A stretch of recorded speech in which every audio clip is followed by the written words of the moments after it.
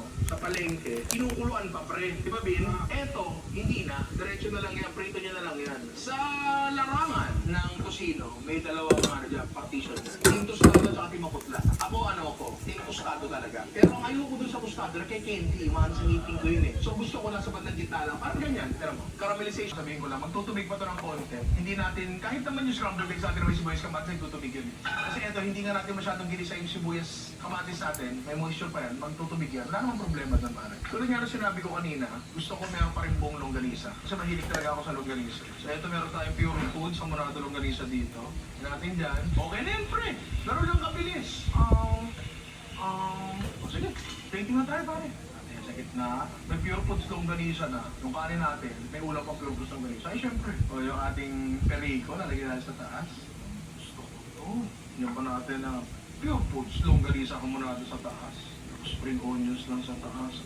At eto na, ang ating pure foods longganisa with arroz, ala chow pa, with perico egg, pare.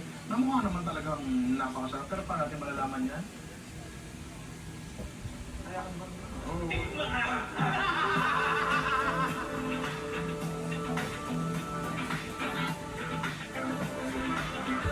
Meron pala nito. Pure foods sila dito yung adobo flakes. Tutuin ko? Okay lang ba? Tutuin ko? Sige, bago magtapos ng vlog na to, try muna natin to, pre. Natin mantika, palagay ko mantika to kasi parang ipiprito mo to eh. So, lalagay lang natin lang dyan. Pre, alam mo adobo, may laurel.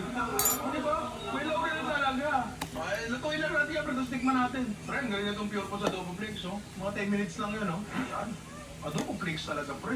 Pwede mo rin sinog to eh. Pre, adobo flakes talaga yan. Bango. Ang harap. Masarap, di ba? Masarap siya. Masarap siya. Try nyo rin ito, mga inanak. Kaya mga inanak, try nyo na rin itong mga silog freeways na ginawa natin ngayon. Gamit ang mga nakakasabik na Pure Foods Pinoy favorites, pare. Noon, dinamnang Pure Foods Beef Tapa, Tendere Bake Pure Foods Classic Tocino, at expertly flavored Pure Foods Hamonada ating bibingka para makagawa tayo ng raspberry bibingka. So meron tayong, dito, raspberry. Siguro nasa 1.5 ounce. Ang raspberry ay pabobok. Para natin ang konting begon, tapos asukal. Begon? Marami dapat kasi ano nga. Kumagkano ka lang sa bagay na kami. Ani?